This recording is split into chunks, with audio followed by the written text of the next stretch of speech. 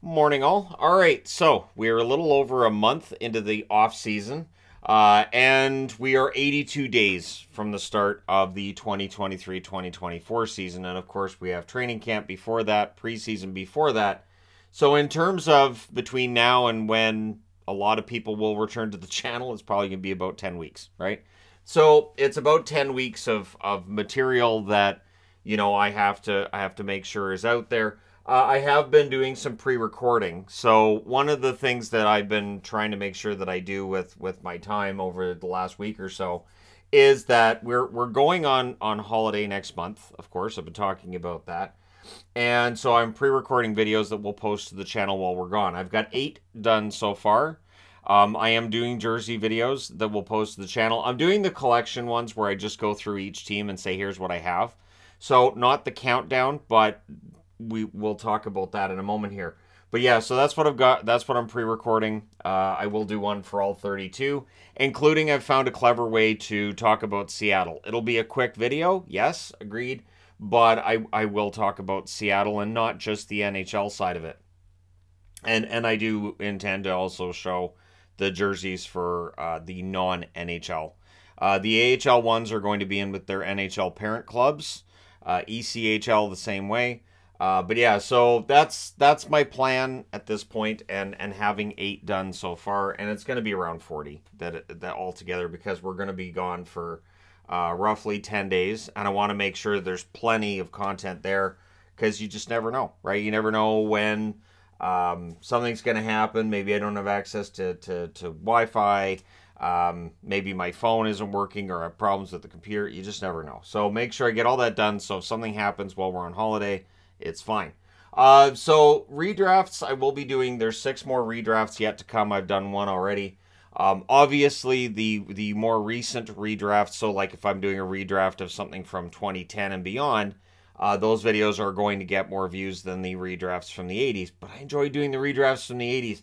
I really do. I greatly enjoy going back and looking it over. And I have always valued players that had nice, long, solid careers over guys who had really, really good numbers for a few years and then tailed off.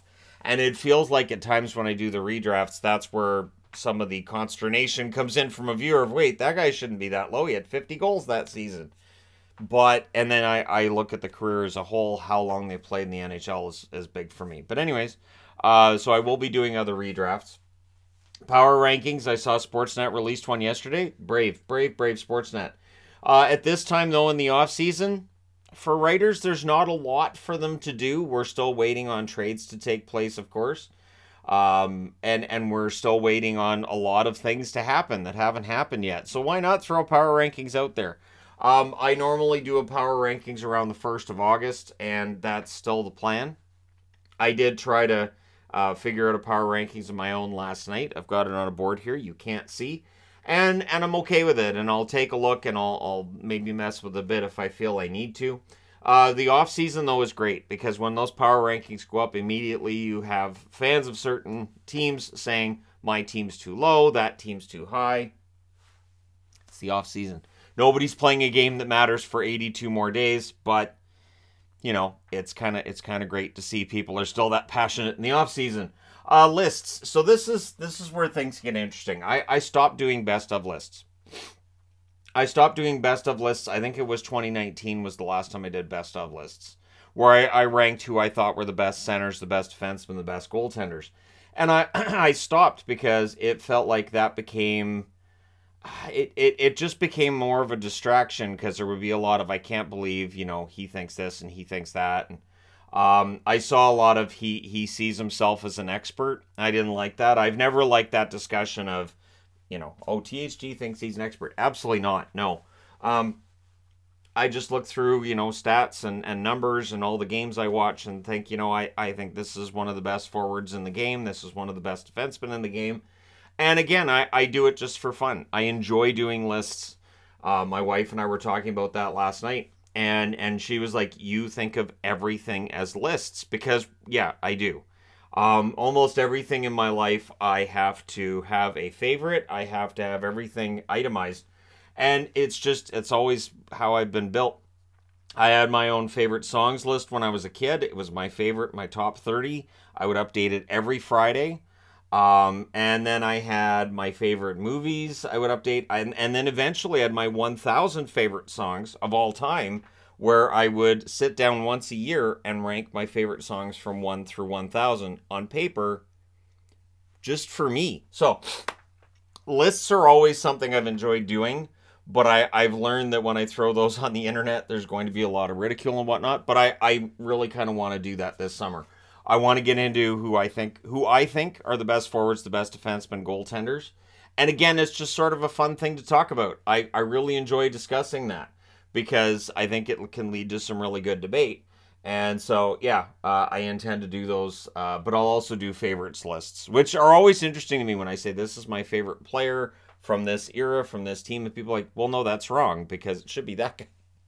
Why would that be a thing? But at any rate, those are the three I wanted to highlight because obviously these are the ones that usually get a lot of eyeballs on them. And, you know, these are the ones that absolutely can help with engagement during the off season is what I've discovered.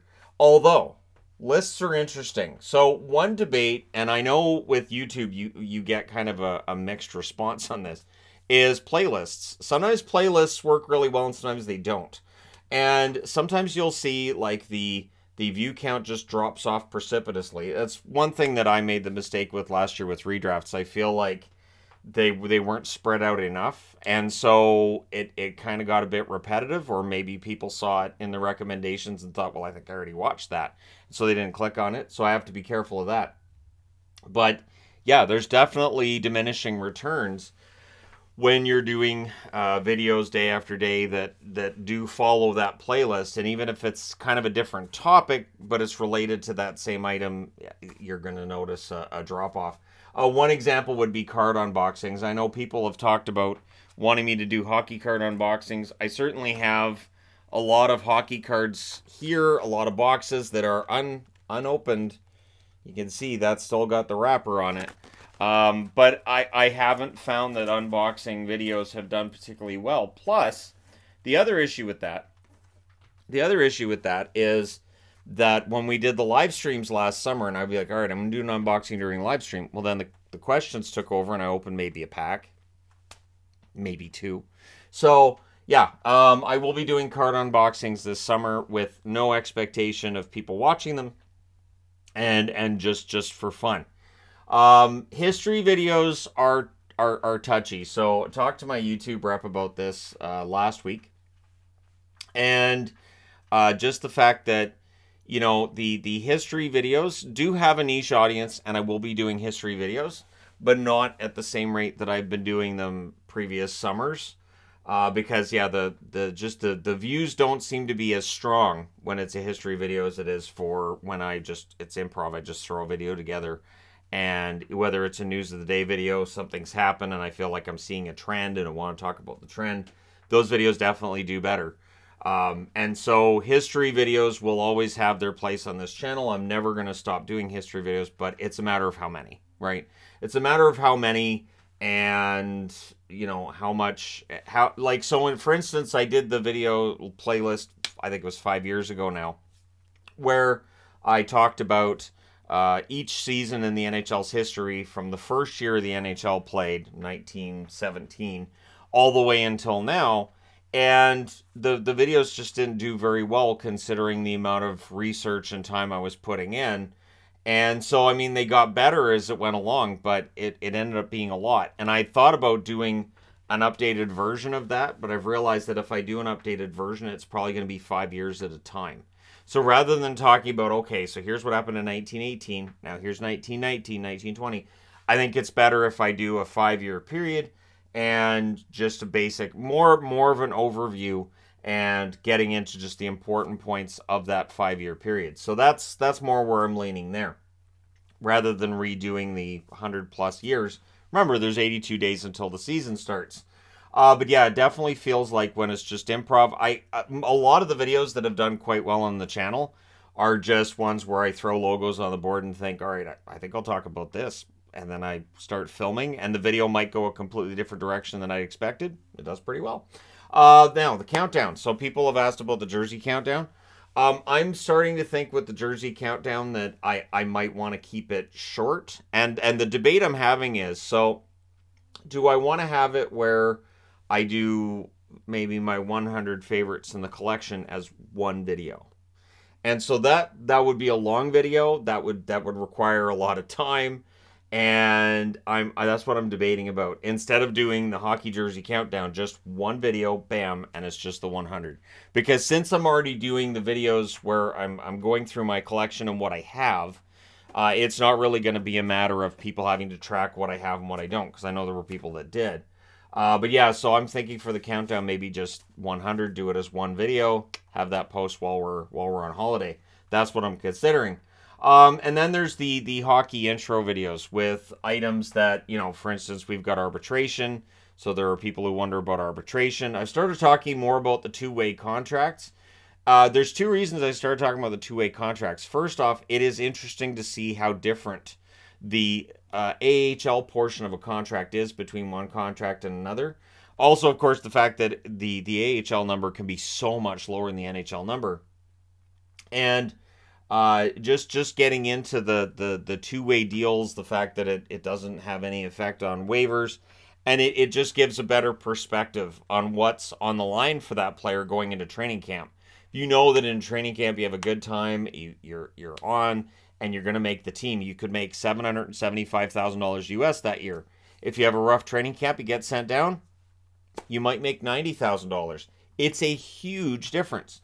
So that's why I've started talking about that. But yeah, hockey intro, talking about free agency and all this other stuff. I've done videos on that. There's the Hockey 101 playlist on the channel, but I could definitely go in and do other videos of that nature. And yeah. So a pre-recording, it's the jersey collection videos so far. I've done one career video as well. And there'll probably be other career videos that post because, of course, we're going to Vegas and Anaheim. One question that I get a lot of is, didn't you just go on vacation? I saw that when we went to Disneyland in February, which was actually a delay of Malachi's 18th birthday. We promised we'd take him to Disneyland. His birthday's in November. So realistically, he wanted to go in November, but I told Yvonne, I said that it's crazy busy in the NHL. I can't. So we delayed his birthday celebration until the NHL's All-Star break, because that was the only time where I didn't have to worry about missing a lot of hockey. But yeah, the vacation is really, it's a matter of I don't go out, like I don't go camping. We don't go places on weekends. We don't go out for dinner. There's a lot of things we don't do. So it kind of feels like with me being cooped up in this room watching hockey games as many nights of the year as I am, that the vacations are kind of a nice break from that. And again, we just save up during the year and do our vacations. And we pick where we pick, which is Las Vegas and Anaheim, because it's cheap. It is cheap, especially on the Vegas side, because as I've mentioned before, the flights to Vegas are cheap. It's relatively fast for us to fly out of Seattle to Vegas, or from Seattle to Anaheim, or wherever. So that's the plan, and then we are planning on having a meetup in Anaheim on August 16th, although we haven't got the time and place figured out yet. That will be our rest day, so we're going to be doing, Disneyland, and then there's the one day in the middle where we're not going into Disneyland at all, and so we will have a meetup, but that would also be the day that I'd be going to Honda Center, wrong car company, but we're going to Honda Center and doing the tour kind of thing, and of course I'll bring my phone and record where and when I can, because I think that would be a fun video. But there will be a meetup then on that. That's the Wednesday, as August 16th, because we're going to be in the park Sunday, Monday, Tuesday, well, half of Sunday, and then in the park Thursday, Friday, and then we come home. So yeah, that's the plan at this point in time. We've got everything paid for, so barring any kind of unforeseen circumstance, it's pretty much set in stone at this point. And I'm looking forward to it. I do wish we could get to the East Coast, but it's a lot more expensive. It's more time consuming, and it does get tricky because we do have 3 kids. So we always have to plan anything around the fact that we do have children. if we didn't have kids, yeah, we would probably be able to do East Coast swings and things of that nature. And so we'll see. But that's the plan at this point. And yeah, again, season previews when they get started, it will not be the same as the videos I just finished on each team and what they've done in the offseason. It's going to be a lot more discussion of year-by-year progression and looking at where they're at and all that fun stuff. And yeah, so hopefully everybody will tune in for that. So I just wanted to do just kind of an update to start things off today, because I am done as far as I could tell. All 32 teams I've talked about their offseason so far. And now we're just waiting on the Carlson trade. So waiting on that Carlson trade. And again, that happened last summer too, where we were waiting on what was going to happen with Huberdeau, with Tkachuk, and then they were traded for each other while I was on vacation. So maybe it'll happen again where I'm on vacation. And if it does, of course, I will be ready to record and upload from wherever we are. So if I'm in Star Wars land, I'm in Star Wars land. These things happen. All right. Thank you guys so much for watching. There will be, of course, before anybody asks, we will be doing live streams during the summer as well. But yeah, so thank you guys so much for all your support throughout the year. The channel just passed 286,000 subscribers a few days back. That's absolutely fantastic. So yeah, it's great to be able to provide content for you people on the internet every single day. And I intend to do so as well, although I do allow myself to cheat a little bit. I didn't used to do this. I didn't used to pre-record when we went on holiday, and so it would leave me making videos all morning. And I realized that, when we spent 2 years not being able to travel, the next time I travel, I really don't want to be stuck in a hotel room for half the day recording videos, especially since I have a better setup here than I have when we go on the road. So it makes more sense to pre-record them here. But that's part of the reason why